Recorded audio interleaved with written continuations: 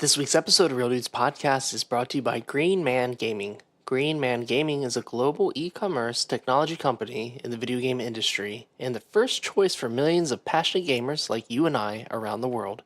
So head on over to www.realdudespodcast.com/affiliates and click on that Green Man Gaming banner. Hey guys, just real briefly, I just want to let you know that we are trialing Zencaster out as a new recording software. We're going to try it this episode and next episode as well.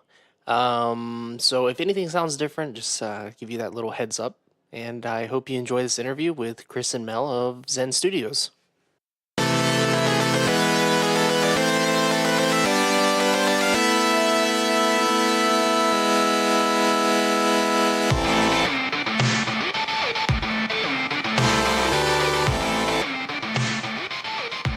And welcome to Real Dudes Podcast. I'm Carrington, and unfortunately, I'm alone. But fear not, I think I can get some guests for us to listen to. Let's see who I can conjure up. Hey, I think I got some guests. What? Whoa! What the heck is going on around here? Oh, I got suddenly have some a microphone in special front of my guests. face, and I'm wearing headphones. I'm glad you could be able to join us. So today I have some very, very special guests I was able to summon here today. I have here from Zen Studios, I have Chris Baker, who is a writer, and I also have Mel Kirk, who is the VP of Sales and Marketing. I'm pretty sure I got that right. That's what I have here. Yeah, Wait, from Chris- time to time. Time to time. Okay. You summoned us like you want to talk about an RPG or something. You know what? I have some experience in playing RPGs. In the past, I just thought of it, and I figure you guys would be the perfect guest to come on and talk about a brand new RPG today.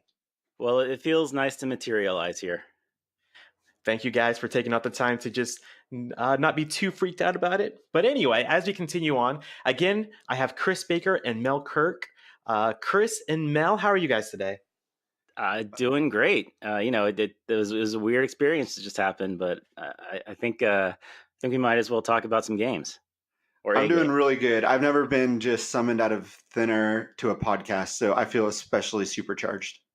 Thank you. Thank you very much. This is new for me. I'm glad I could summon two people at the same time. That is certainly a first on my end. So I'm going to start with Chris. Chris, if you could kind of introduce yourself.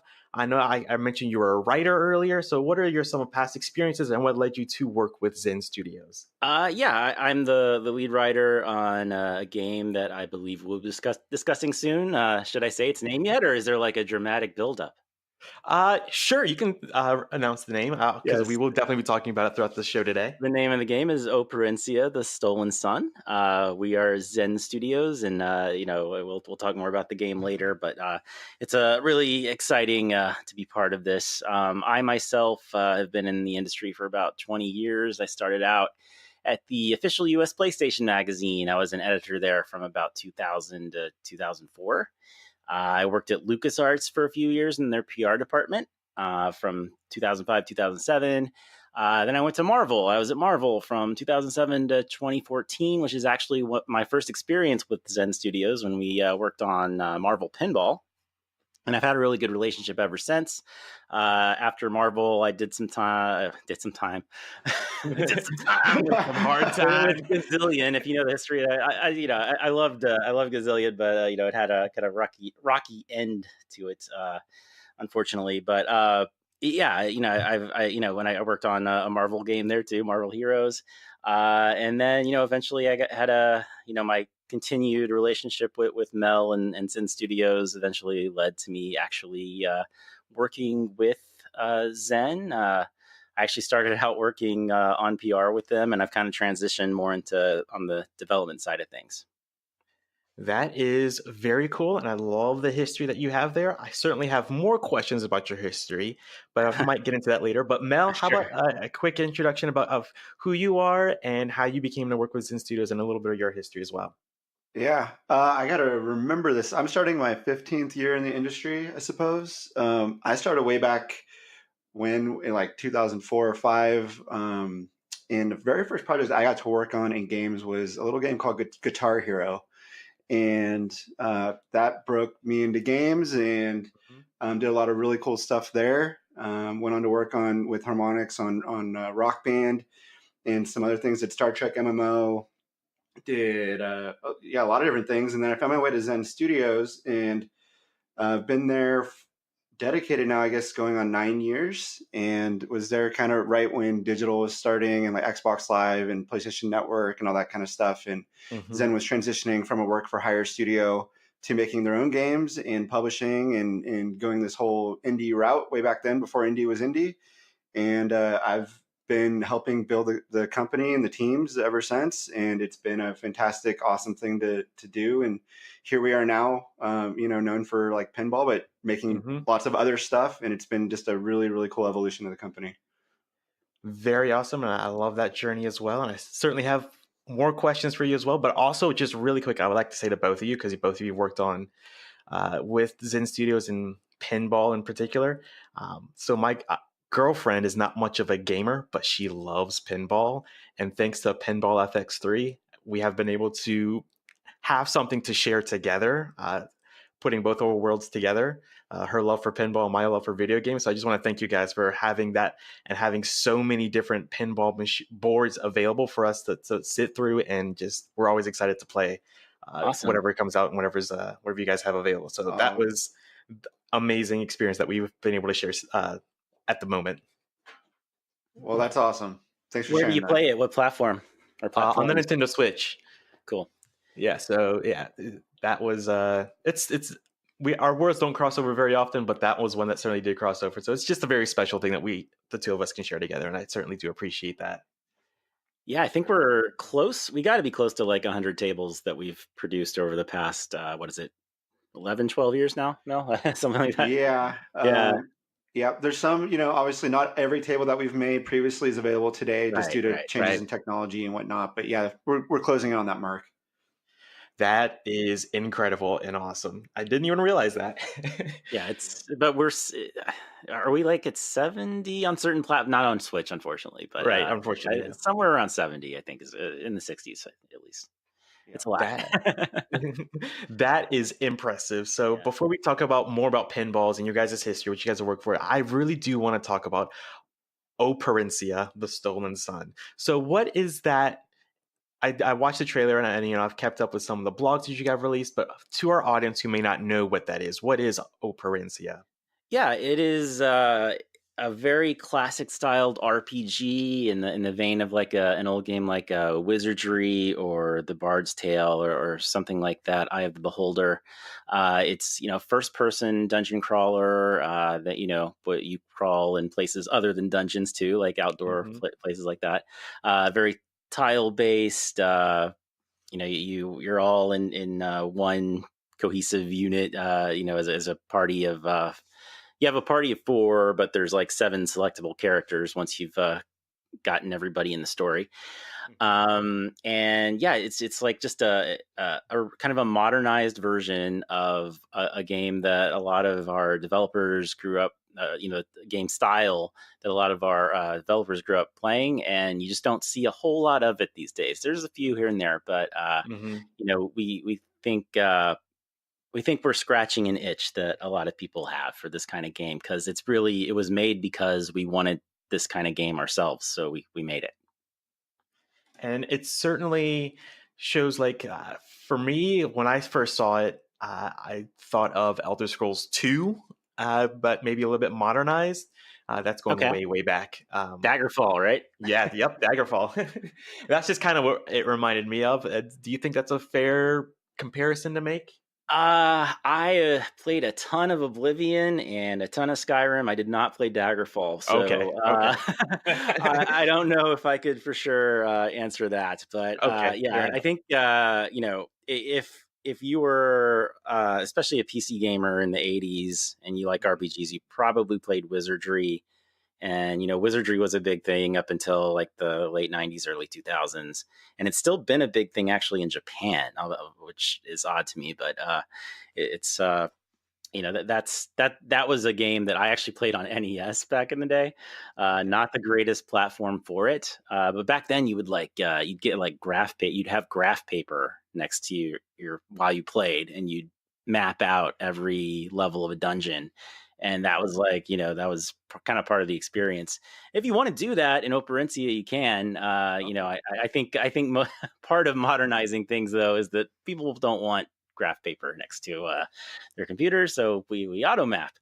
Uh, but yeah, other games that were big influences were a game called Eye of the Beholder, which was a Dungeons and Dragons game. I want to say around 1990, 91, somewhere around there.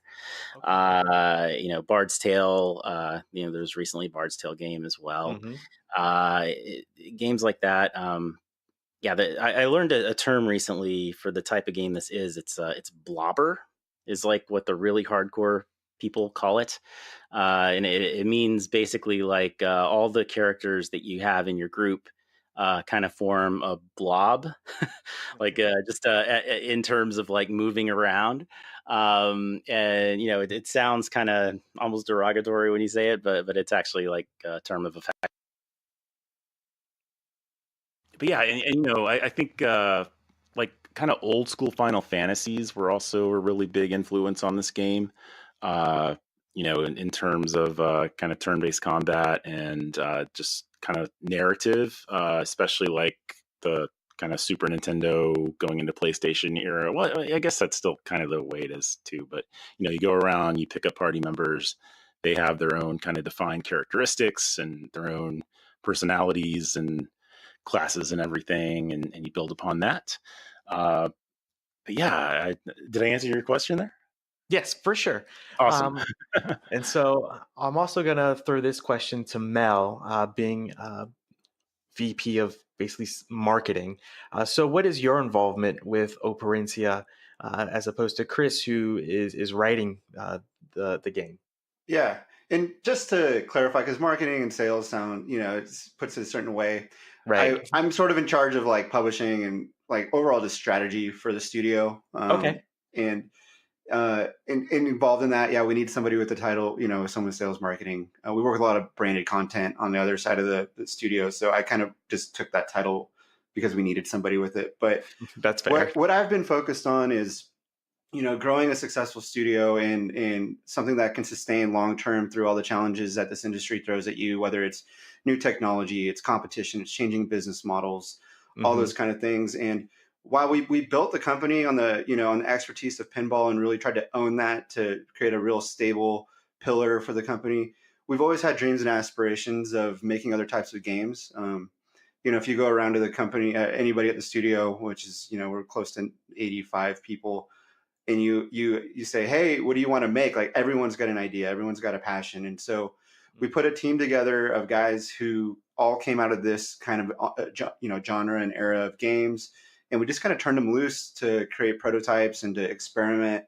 And they came up with this concept of this tile-based gameplay, RPG, turn-based combat, and they just had some great ideas to make it accessible and something modern day for this audience. And this is a game I would have wanted to play, that I grew up playing as well. And it was really easy to greenlight. It was easy to see the passion behind, that the team had, the energy they had, the pitch. Like it was funny. I just remember like they came to me like, okay, they were so nervous about it. And I was like, guys, this is so awesome. Of course we're going to make this game.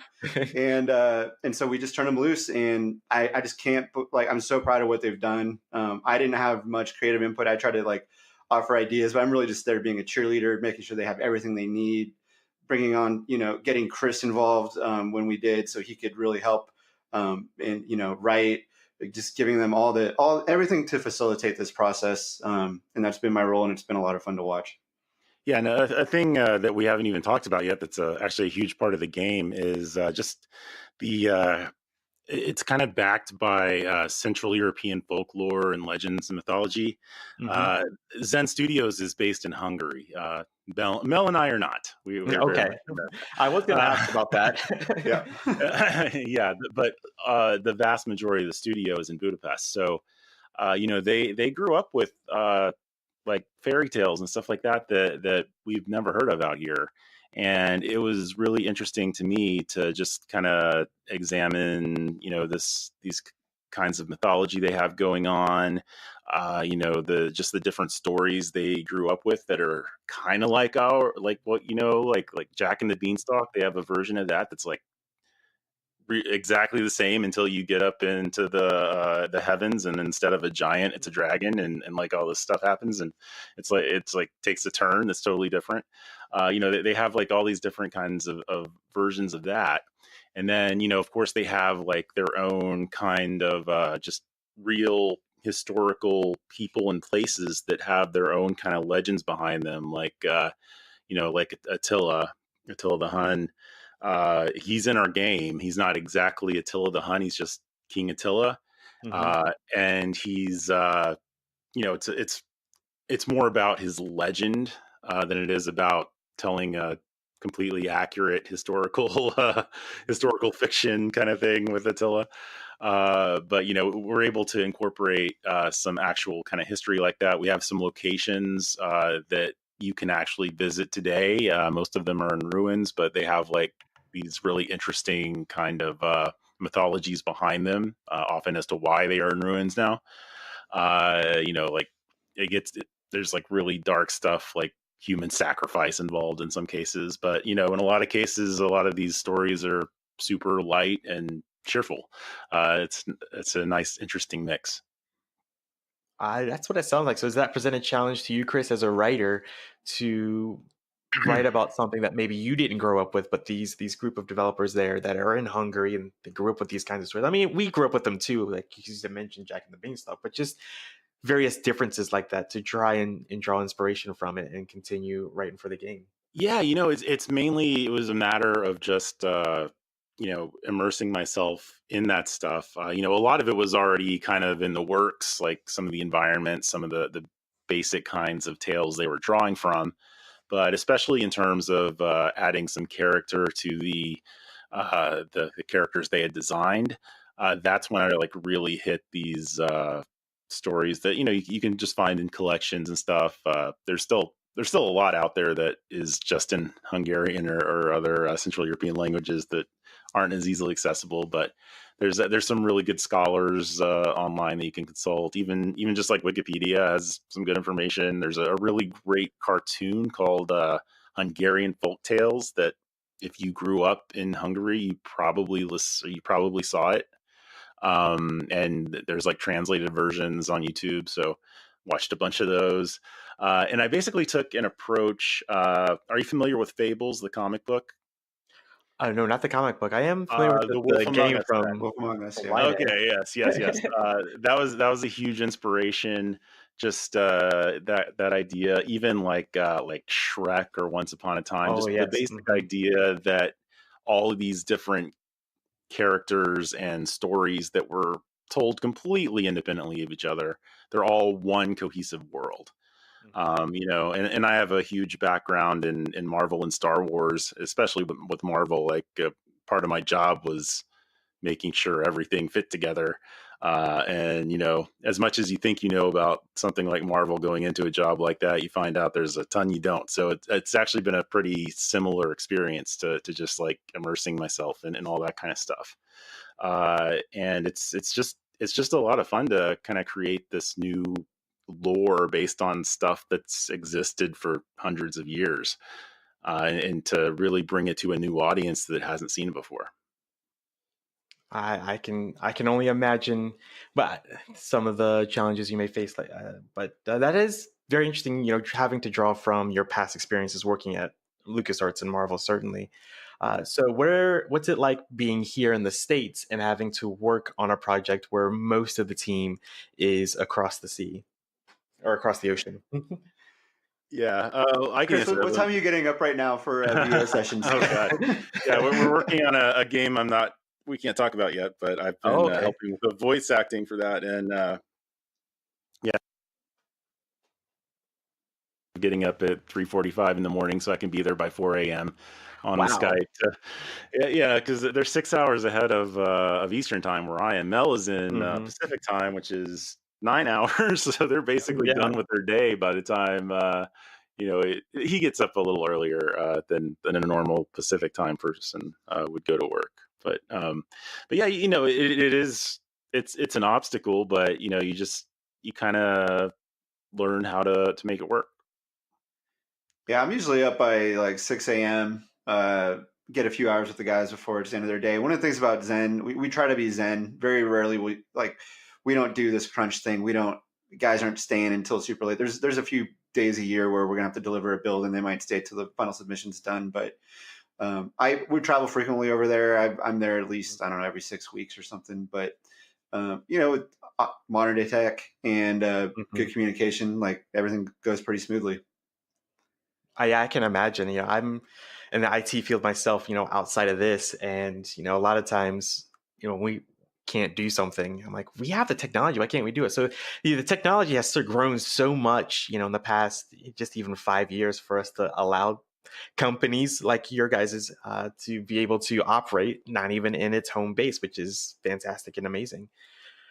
Yep, definitely. Yeah, It is cool to very have now, though, to have Chris on East Coast. So now we have a bridge, like somewhere a little bit in the middle, where before it was just West Coast and Central Europe. So it's cool. Oh yeah, I bet. So now I'm going to get into a little bit more of your guys' background as gamers. So when did you guys start playing games, and what was that first experience or that moment, that first game that made you go, man, I love video games, basically?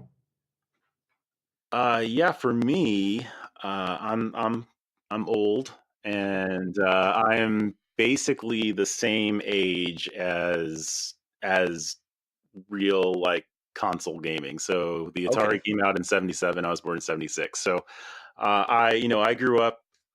I couldn't tell you for sure what the first game I ever played was. I know the first game I truly loved was Pac-Man. Mm-hmm. And if you've ever heard the phrase Pac-Man fever, I was the prime age for that. I was, like, I think my 6th birthday, I had a Pac-Man party. I watched the cartoon every Saturday morning. It was a true phenomenon the way like Fortnite is now. It was amazing. All for a game that is one screen of a character going around eating dots. It's Mm-hmm. there's one screen in Pac-Man the entire game. So I grew up with that.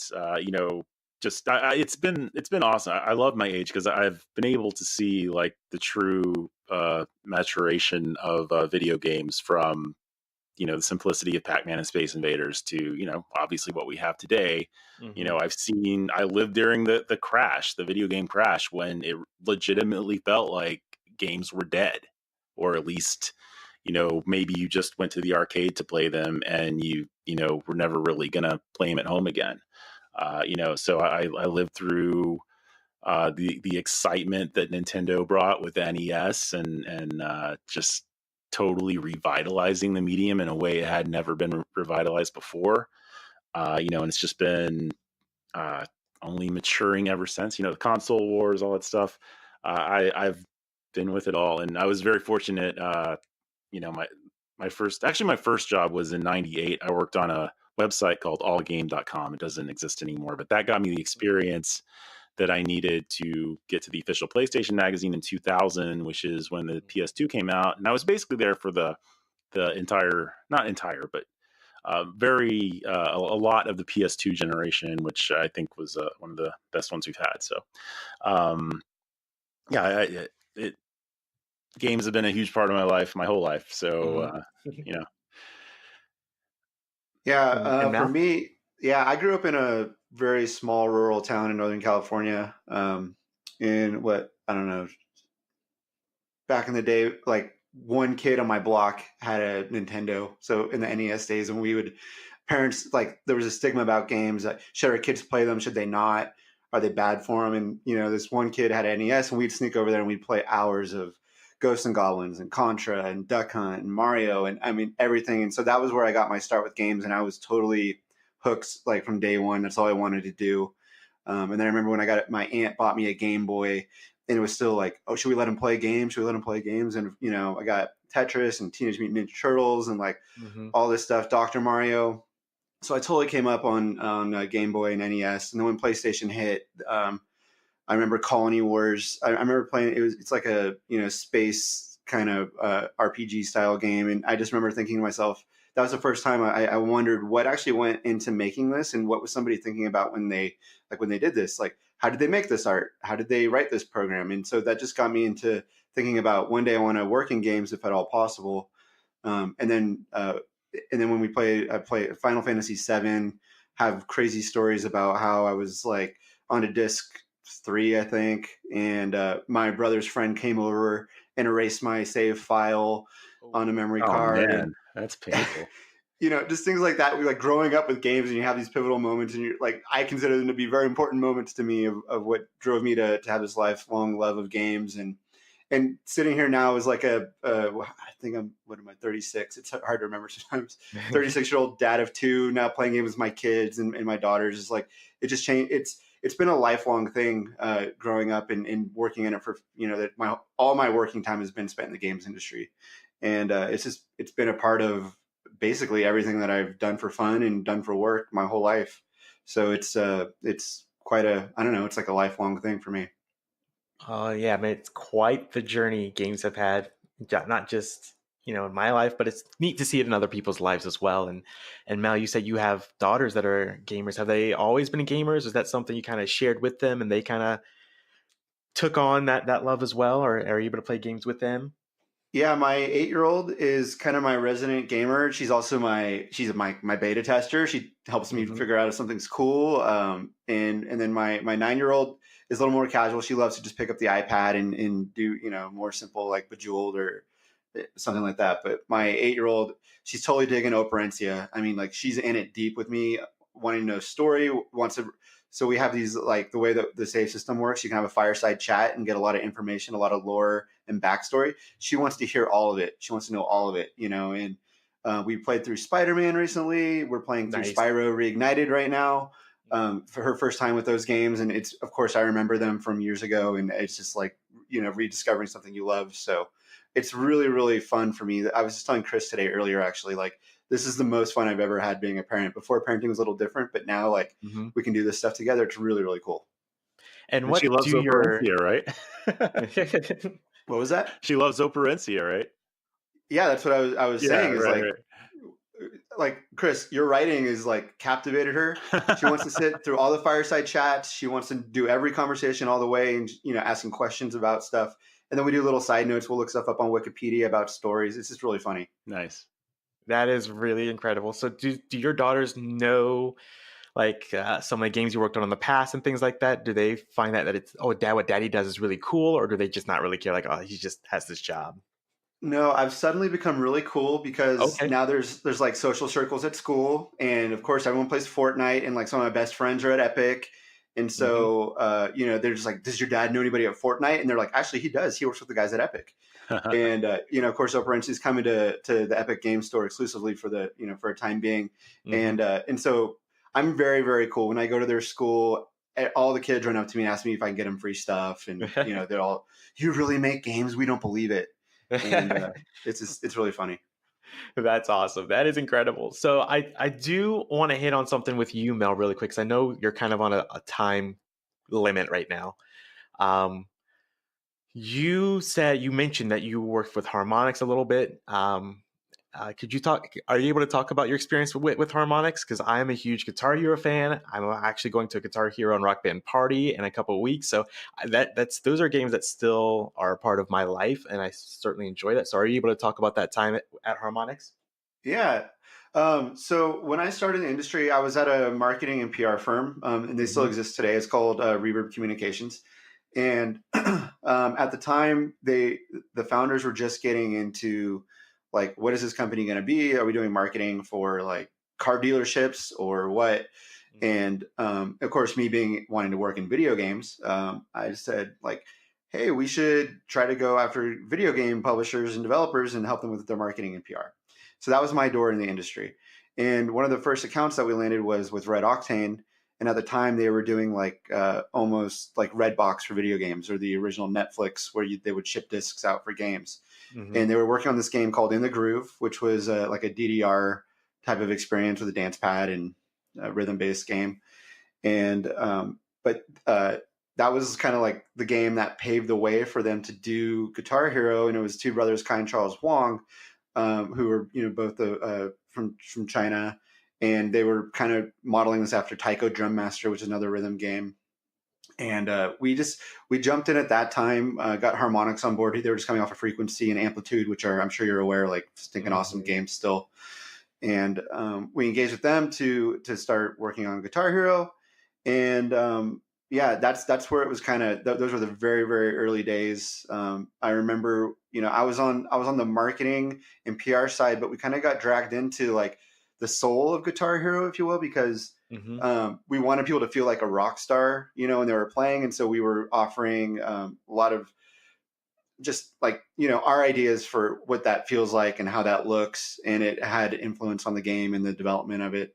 And the guys at Harmonix are, geniuses, and were able to just create an amazing game. I have really funny stories to share about it, but the whole thing it caught, we were told no by everybody. The box is too big. It's too expensive. This doesn't fit. Boxes come in jewel cases, and then we were down in Kensha Hall, and we did this demo with Matt Miller from Game Informer, who's still there. And he kind of broke the story, and every retailer that had told us no suddenly was buying crazy amounts of units, and we were flying them over in chartered 747s and unloading them by hand and packing them by hand and hand packing them into trucks and sending them off. It was hilarious. And it was like the funnest time of my life. It's like I was a 21-year-old kid straight out of college, doing things I had no business doing, figuring out stuff that no one knew how to do, not sleeping, eating pizza every day, working with just the coolest names in the business. And yeah, it was pretty incredible. Yeah, I can tell you it was certainly heading into the time of making Star Wars games at LucasArts for some people, because we had a nice Guitar Hero set up there for a while. Now that you brought up LucasArts, Chris, now I have to ask you, because you said you started like 2004, 2005-ish. Is that correct? Yeah, I was there early 2005, a little before episode 2 came out. Okay, so did you by chance work on Republic Commando, or was Battlefront 2 your first project? So those two were both that yeah, Republic Commando was basically coming out when I started there, so I really didn't have any personal interactions with it. Okay. Although I did sit at the previous E3, I was press still, and I sat in on the demo for it, and I was wowed by it there. It's a very underappreciated game, I think, a great Star Wars game there. Yeah, I totally agree, and I'm very happy because I think it just got announced to be free on Xbox for the month of March. So so I'm very excited to share that with other people. So what was that working like, going from press to working actually for a game company, a studio such as LucasArts, who certainly has a reputation? Yeah, it was a cool transition. I kind of got the job because while I was press, I got to know. I got to know a lot of people in the industry, and I definitely had kind of developed a reputation as a big Star Wars fan. I reviewed a lot of Star Wars games at OPM, and I definitely covered them extensively as the previews editor, which I was for a long time. So yeah, it came time for me to kind of transition into something else, and PR is like basically the other side of the coin from journalism, and it is a very natural transition. A lot of journalists actually do it. It pays better. That's a nice thing. I kind of went in with the thought, as long as I'm actually believing in everything that I say, and I always, that's important to me. I don't want to promote crap or then I love that. That's great. I don't want to promote crap. Then I was totally fine with it. I often, as I started the job, I remember joking I tell people to play Star Wars games anyway. So right, yeah, that's kind of how it was. And yeah, I was there, and it was an awesome time to be there. Battlefront 2 was one of the best Star Wars games ever. Pandemics, obviously, is what I'm. The new one's good too. I know what you mean. Lego Star Wars 2 was another. I think that was not only a huge Star Wars game, it was also, I think, the game that really put the Lego formula on the map. Lego Star Wars 1 had shipped the year before and was a big hit, but Lego Star Wars 2 came out, and it was even bigger. And we know what Lego has become since. Right. A huge force in games, no pun intended. And yeah, and I was there for like the early days of the Force Unleashed. I left a little before it came out, but I got the cover story on Game Informer for it, so that was one of my PR crown jewels. Yeah, it was a cool. Every now and then you'd see George Lucas walking around. Yeah.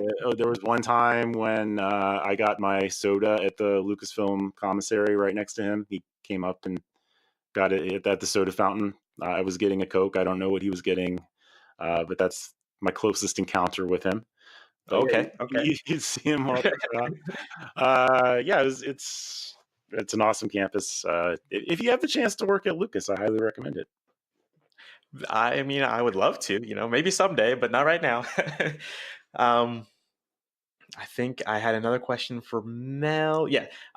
So Mel, what would your advice be for anyone who would want to have a role such as yours, getting started in something such as marketing and working your way towards what you do now, basically? Yeah, that's a good question. Obviously, games have, this industry is still pretty small, tight knit, arguably more aspirational than like kids used to want to be baseball players. Now they want to be either pro gamers or work in the game industry. So it's getting kind of crazy in that regard. But, the thing first and foremost is that you need to love games. Sure, I sit on the business side. I try to, a lot of my days spent with spreadsheets and spent in conversations about how to manage people and teams, but the love of games is what really drives it, and wanting to be a part of like something creative, something innovative.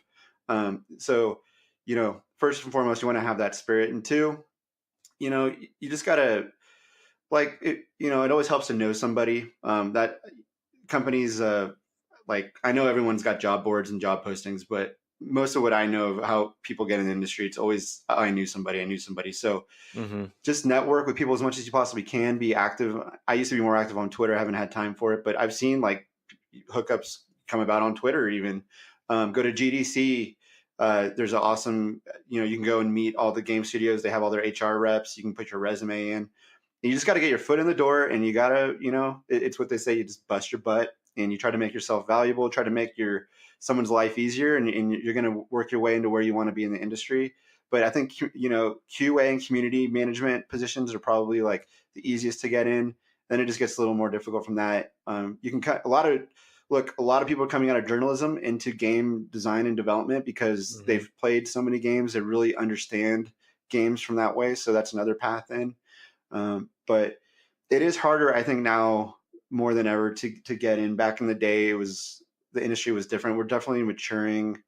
Chris, I don't know, you might have some thought on that too, but it's really been the last couple of years, I think, that things have really changed. Yeah, like the kind of influencer culture is definitely something I think we're all still getting used to. It's they're every bit as if you have like a prominent Twitch stream or YouTube channel, then you're very, very important to promoting games. As in some cases as much as the press is itself. So that's something that has kind of changed. But it's cool because literally anyone can do this as long as you have the passion and at least you do require some degree of talent and a lot of luck too. Luck is always something. But yeah, just keep at it, and I think if you're genuinely passionate about wanting to get into the games industry, you'll find yourself there in some way eventually, and then you just gotta work hard, be nice to everybody, be someone who's dependable, get a reputation for that, and just kind of work your way up to whatever you really want to do. And I really, coming from both of you guys, I think that means a lot because your guys' background is so different. But at the same time, you guys are now in the position you guys are now in through, talent, knowing somebody in the industry, and then just you had no idea what you guys had in store for when you guys were kids and when you guys started working, in the industry. So, that really means a lot coming from both of you. And with Chris, and well, actually both your backgrounds working in games that now have or industries that have left a big influence on a lot of people, not just here in America, but around the world. And I think that's really incredible coming from both of you. Yeah, it's cool to think about. Yeah. And so there was something I do have a question about, and it's about Zen Studios and pinball specifically. How are you guys able to get the licenses for these pinball tables? Like, how does that discussion start for you guys? Because there's so many choices for us as consumers out there, and I really think that's amazing. And then on the other hand, I'm like, that the licensing on what you guys do in the background must be a lot of work to get something like that done, whether it be a Marvel or the one from Bethesda, just all these different ones you guys have now. Yeah, I can speak to that, and it's been a long process. If you look at, first we proved ourselves with a good product. We proved that we can make pinball, and then we went out and we got Street Fighter was was it Rocky and Bullwinkle? I think it was Street Fighter was our very first license, and Capcom was kind of like, this is cool. This doesn't cannibalize our other games, and we might reach a new audience with Street Fighter. But by the way, Zen, it's going to cost you everything. But we knew we wanted to go the branded route, so it was like a bad deal for us, but we did it, and we proved that we could work with a world class IP, globally recognized, and from there we took small steps. We did like Ninja Gaiden and stuff, and then eventually led us to Marvel, which really blew the door down for us for licenses. After Marvel, we kind of had a sea change from us having to go get licenses to licenses coming to us, and that's been a really nice position to be in. I mean, I don't know. That just opened every door. It's super easy conversation to have with other brands when you say, "Oh yeah, we work with Marvel." They're like, "Oh, okay." They're super credible, and now, I mean, I don't know. 5 times a week, I have an IP reach out to me. The brand manager, they'll send me emails. Hey, you guys want to make pinball? And so we kind of have our pick of whatever we want to do. But it comes back to like high quality every time, just unwavering commitment to that. Working well with Chris has been on this side too. Like when we worked with him at Marvel, we always prided ourselves on just being able to take advice and suggestions from the producers there because they know their IP best. And we make a good pinball game, but together we make a really great game. And so we've always been open and not just saying it's our way or no way. And so I think we've become really good and endeared partners with those that we worked with, and that goes a long way as well. But it is a lot of work. It's a lot to manage. On the business side, it's actually generally easy. But then when you get lawyers involved, good luck. Like slows everything down and mucks it all up. But yeah, that's kind of how it works.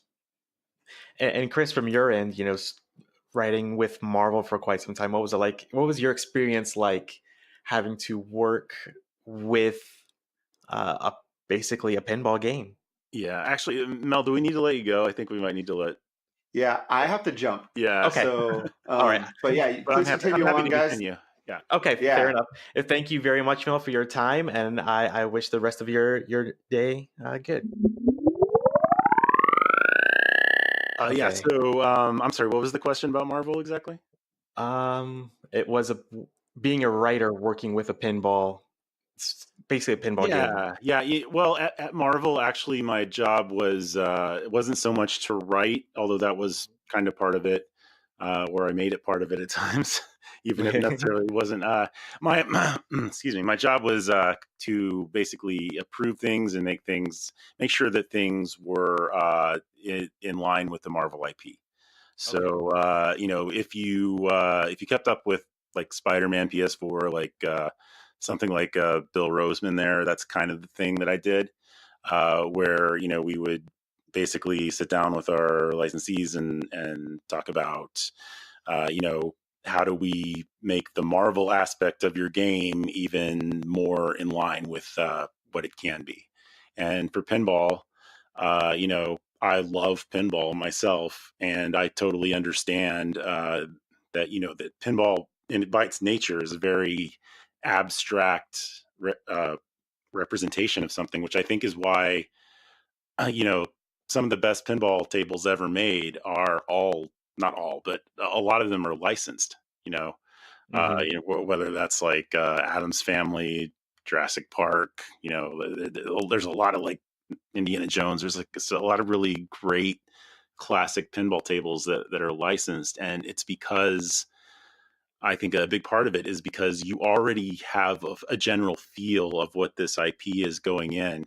And then, if you're like, hey, that ball going around is Indiana Jones or whatever, Mhm. I get that. It's, it's different than, a licensed video game where it's a 3D model and the Right. shaders and everything are important. Mhm.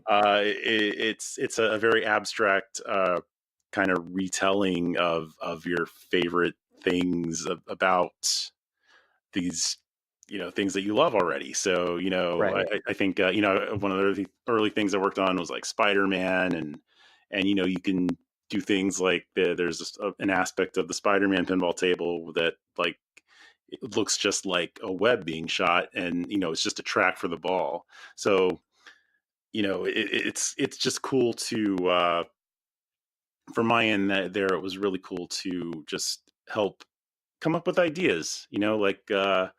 One of my favorite things that I helped contribute to was the Infinity Gauntlet table, which was an Ooh. interesting kind of like is something like everyone wanted to do independently, and it was like, hey, we'd like to do an Infinity Gauntlet table, and it's like, yeah, that's funny because I wanted you to do an Infinity Gauntlet table because it's perfect. It's perfect. You have the six Infinity Gems. It was comic based, so they're Infinity Gems, not stones. And every there six is a very good number of modes to go into in a pinball table, and every one of them represented what an actual aspect of that particular Infinity Gem was. And like the Reality Gem was one that was my idea that went in there, and that was like the table just completely flips over, so you're playing upside down when you activate the Reality Gem, because Mhm. you're altering reality like that. And people loved it and some people hated it. Like if you're a pinball purist, Mhm. it's like something you absolutely cannot do on a pinball table. Right, right. um, which I think is one of the great things about the Zen pinball tables in general, is like they're video games too. They're not just pinball tables. um, so it was just really cool to take this style of game I loved and meld it with this amazing IP that I was privileged to be part of at the time.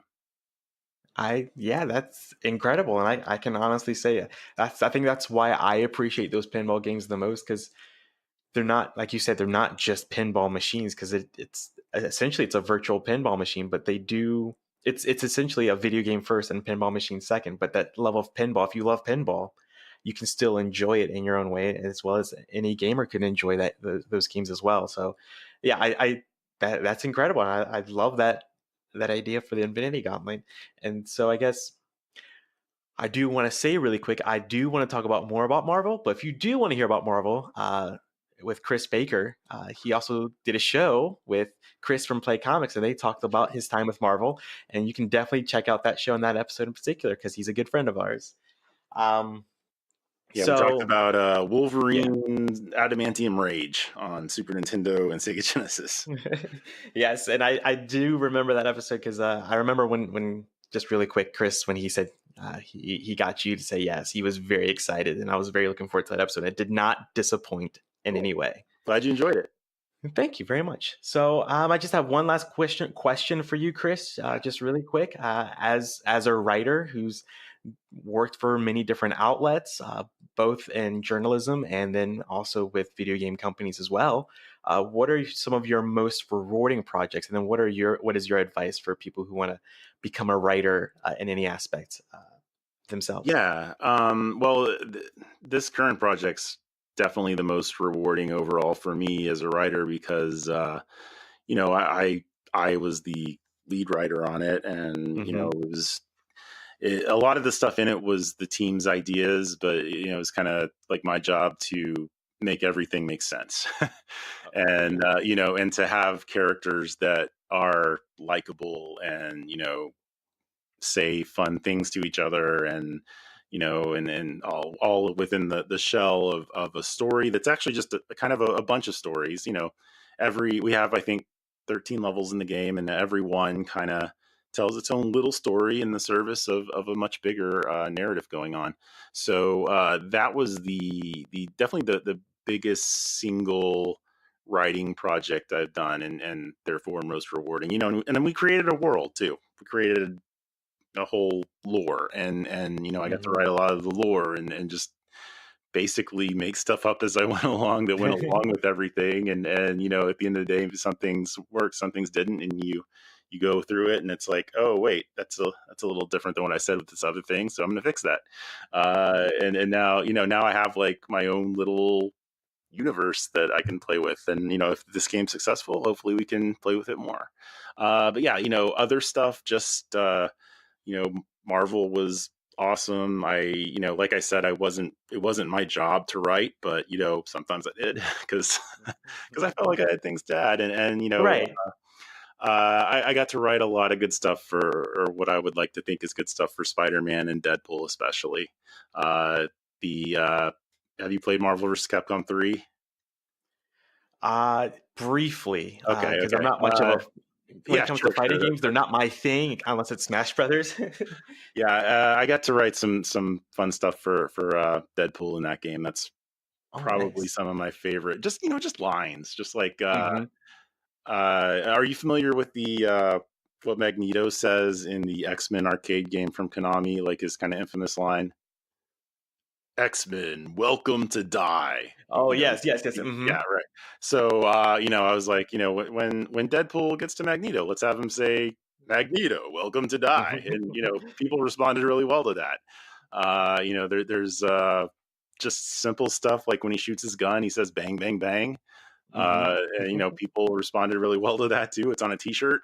So it's kind of cool to see that kind of stuff. And one of my favorite, this was like 15, 20 minutes.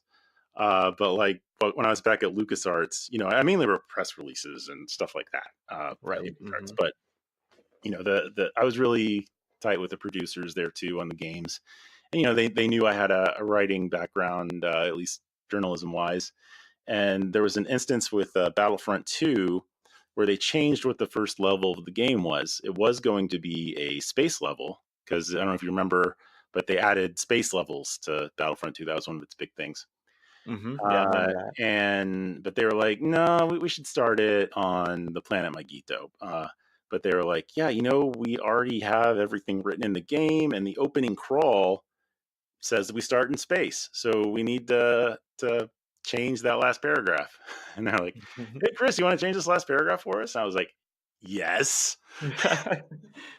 So I went back to like all the opening crawls of Star Wars movies, and I like studied their structure and stuff, and I realized like, all right, the last paragraph of a Star Wars crawl is pretty much always just one long sentence with Mhm. four dots at the end, often Mhm. with the word galaxy in some way. So I wrote like a description of what the you know Kiadi Mundi gathered his clone troopers and went to my I don't remember what I wrote, but Right, something right. describing Magito, and it was Mhm. in the game, and for a while it was semi-canon. So getting Yeah, to yeah. write in something that went into a Star Wars crawl, for Battlefront 2 was pretty awesome. Now you're gonna make me wanna go back and play that game, and I haven't played that game in years. I'm sure that part's just on YouTube, but yeah, that game holds up, I think. It does. just get it. I wrote hundreds of video game reviews. I think like 250 reviews, but a lot of reviews, Who's counting, definitely right? You know? hundreds and hundreds of previews. I Mhm. I've written thousands and thousands of words about video games. I even wrote like a book just about superhero games at one point a few years ago that people seem to like. So yeah, Very and nice. yeah, it's cool. I dig it. Now that is really cool. So if you could give your advice to anyone that's might be listening right now Yeah, that you did ask about aspiring to be a advice. writer. Yeah, yeah. Um, yeah, I I have a very unique route through this industry, so Mhm. it's hard to say exactly, but you definitely you want to write very often.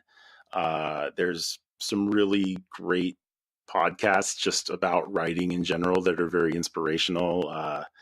There's one called The Writer's Experience that I've been listening to lately, and I should be a guest on it soon. I think we'll talk to the guy.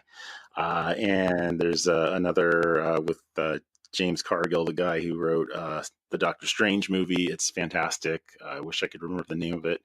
But yeah, you just want to write a lot, get your stuff out there, whether that's a blog, even if it's just a bunch of threads on Twitter, Medium posts, whatever, and get it where people can see it. Don't be afraid to promote it. That's one thing. It's very, very easy. I still struggle with this. It's very easy to be so modest that it hurts you.